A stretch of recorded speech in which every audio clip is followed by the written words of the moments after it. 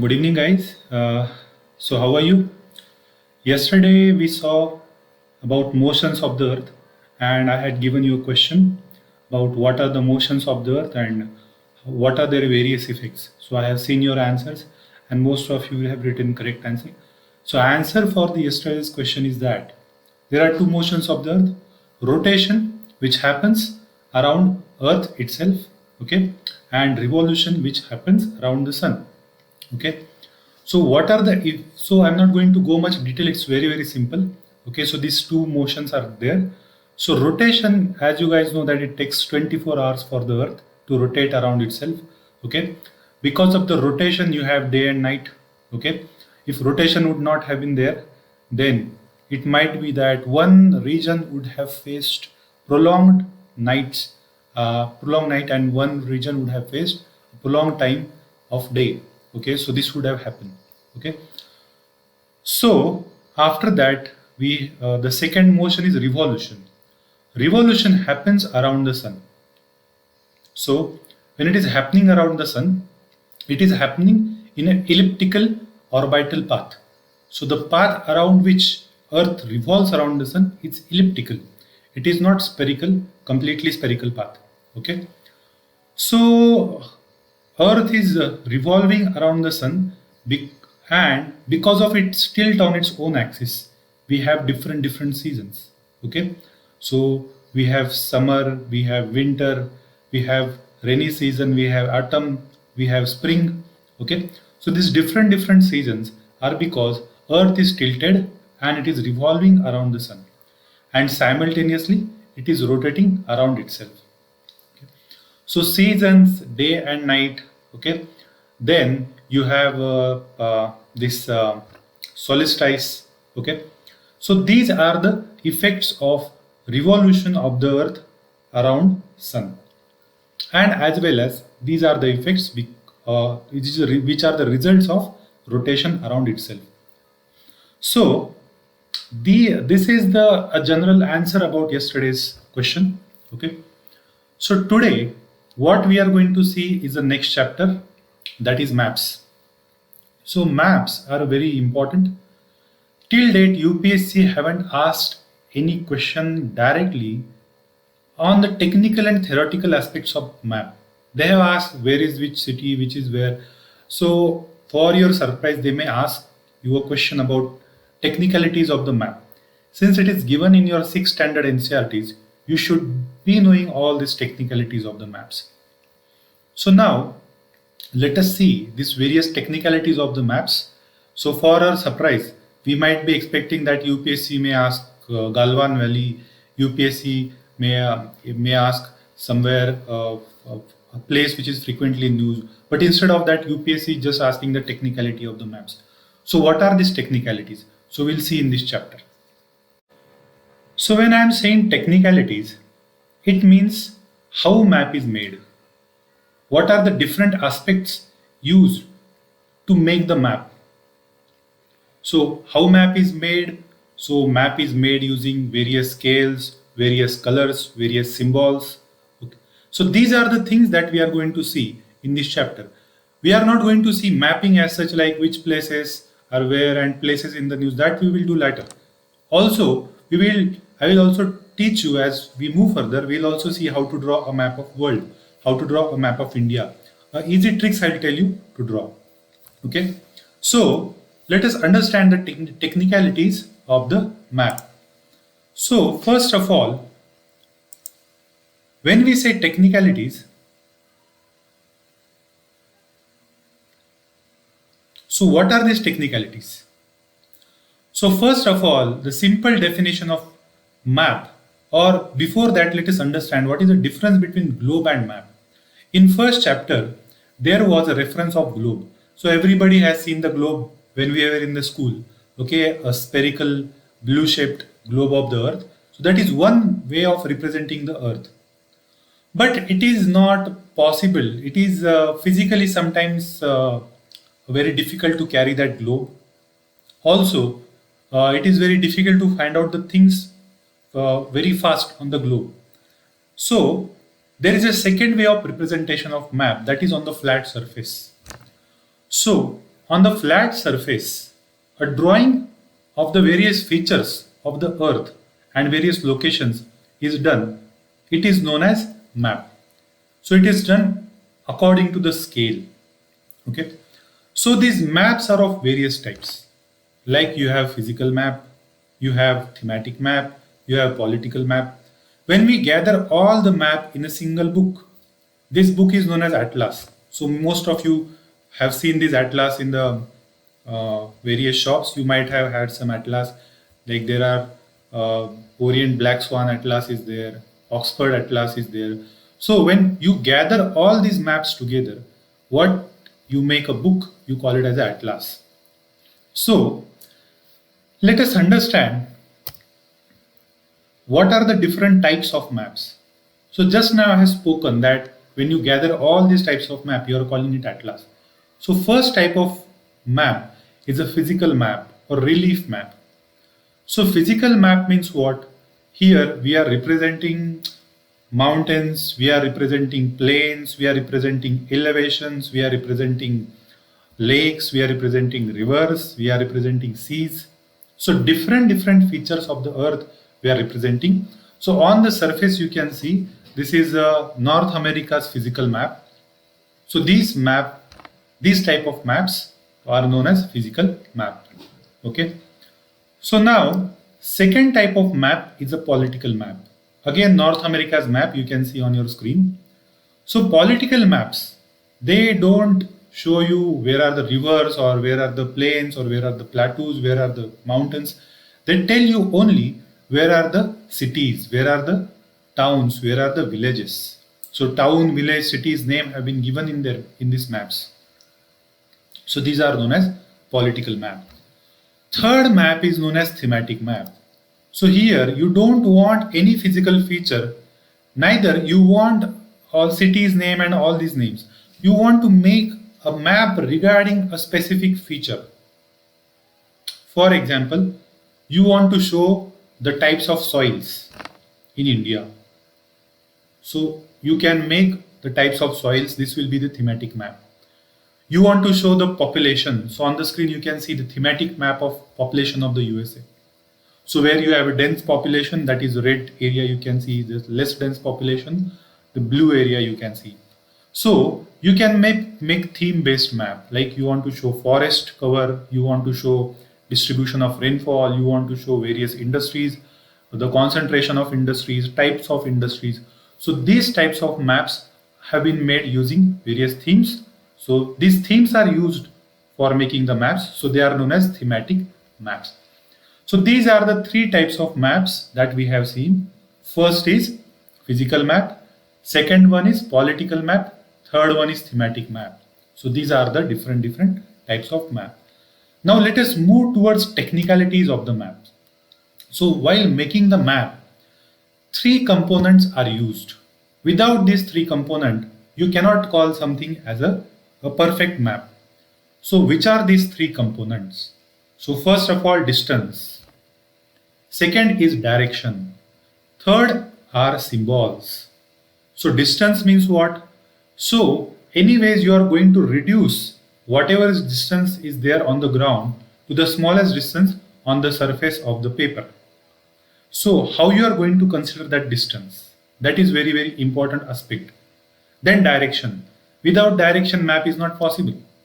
If somebody takes the map and he does not know the direction, where is north, where is east, where is west, so he will be lost somewhere or he will be making circles around somewhere.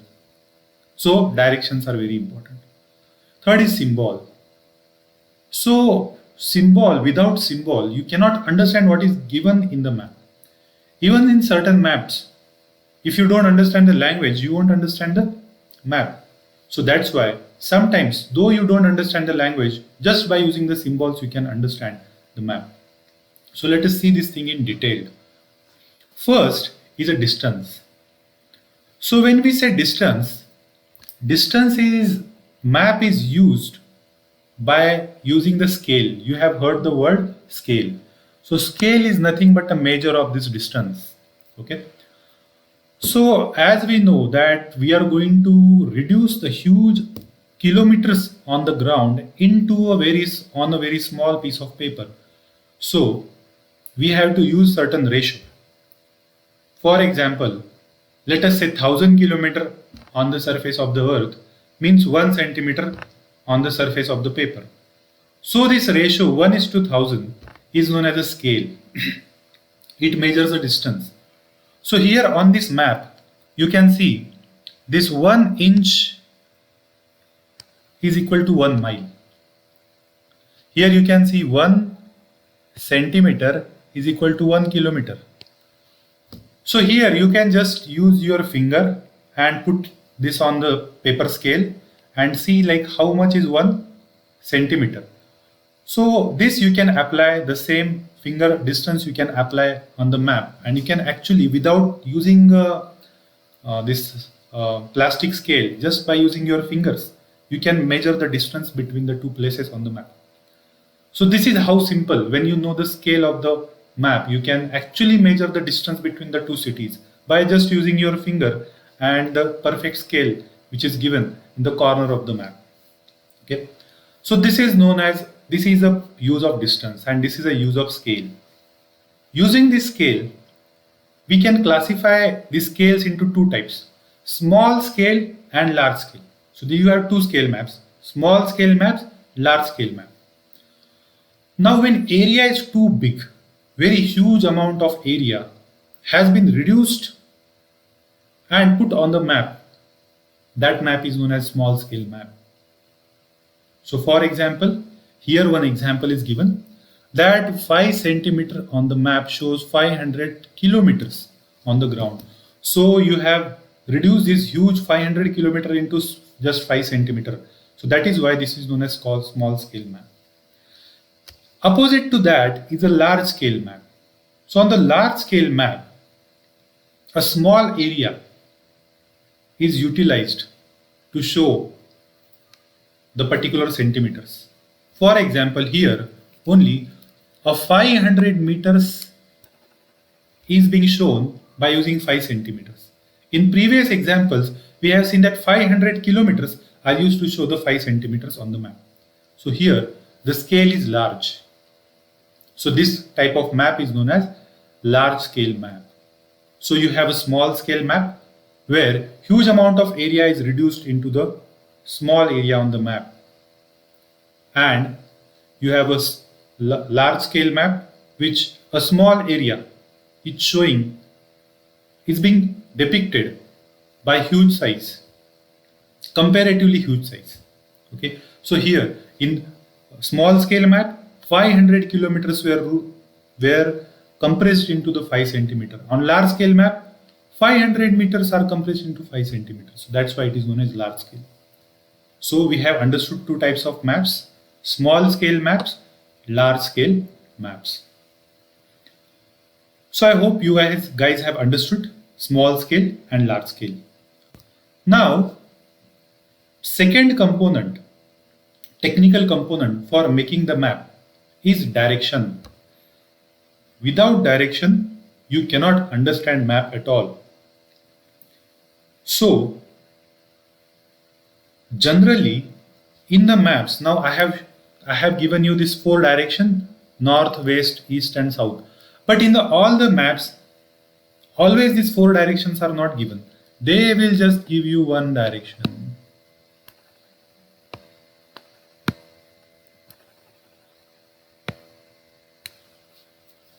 Okay, so just one direction is been given.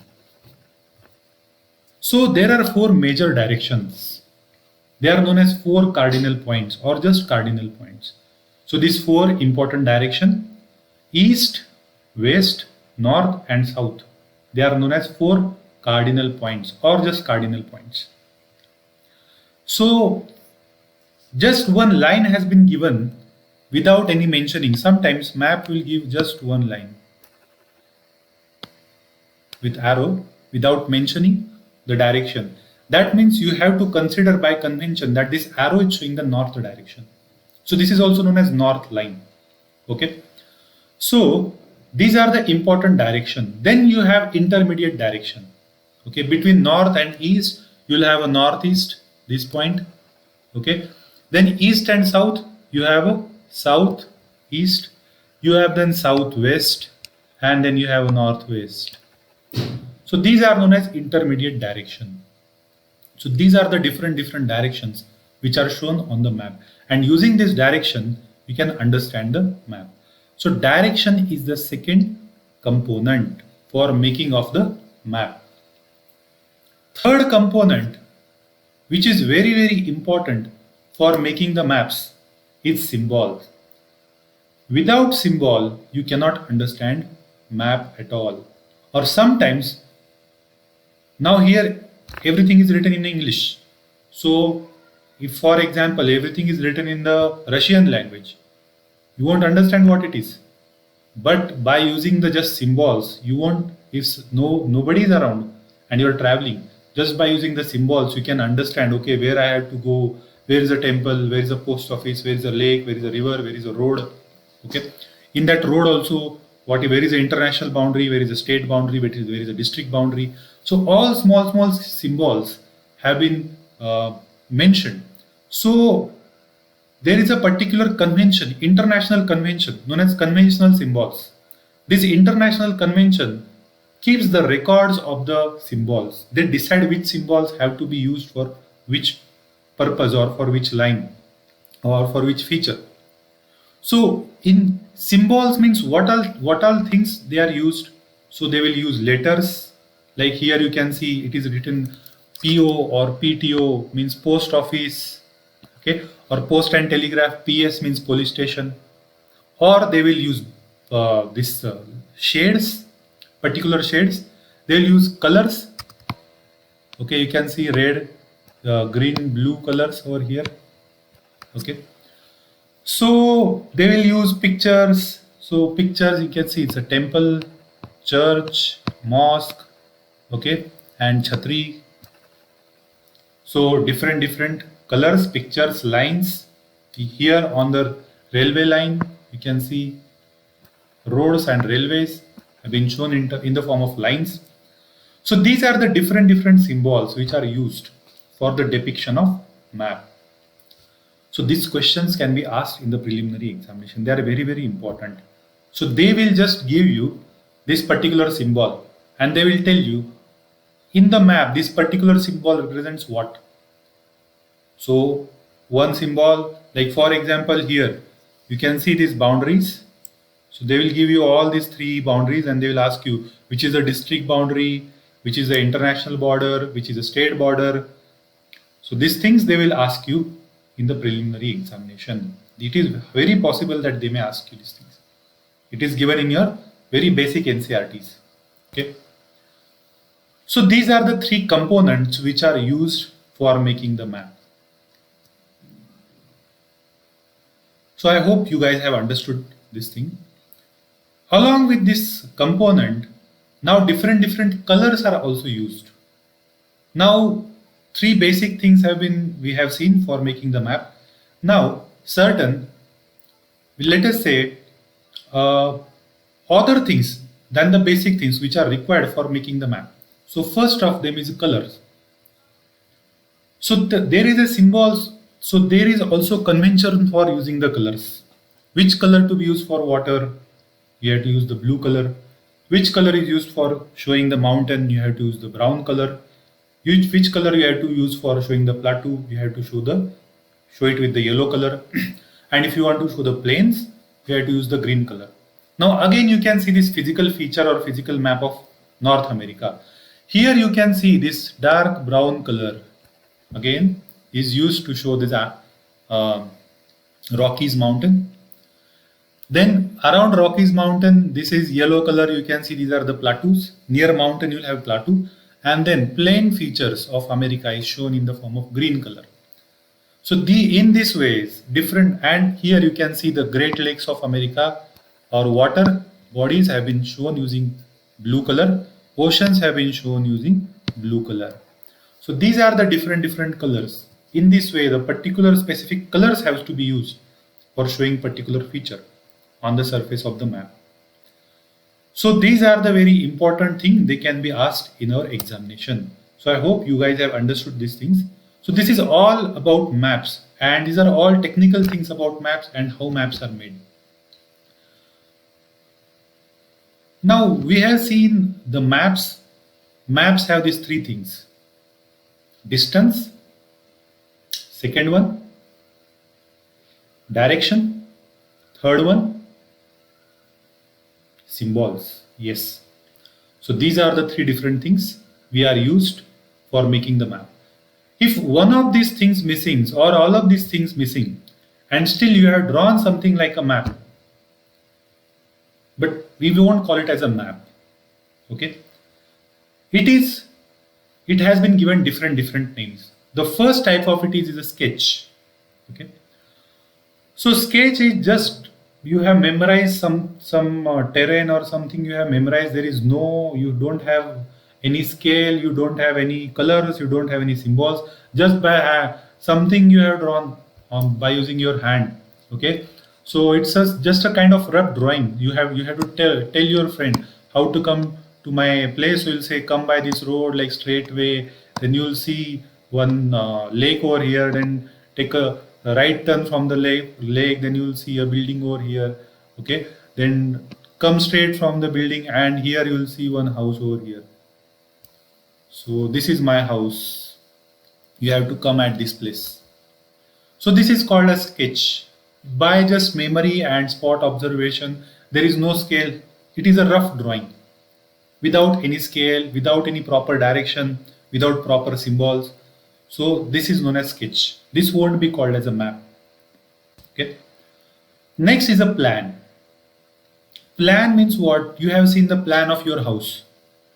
So very small area, very small area like 3000 square feet, 4000 square feet, you have to depict on the map to understand a minute feature like where is a kitchen, where is a storeroom, where is a washroom, where is a hall.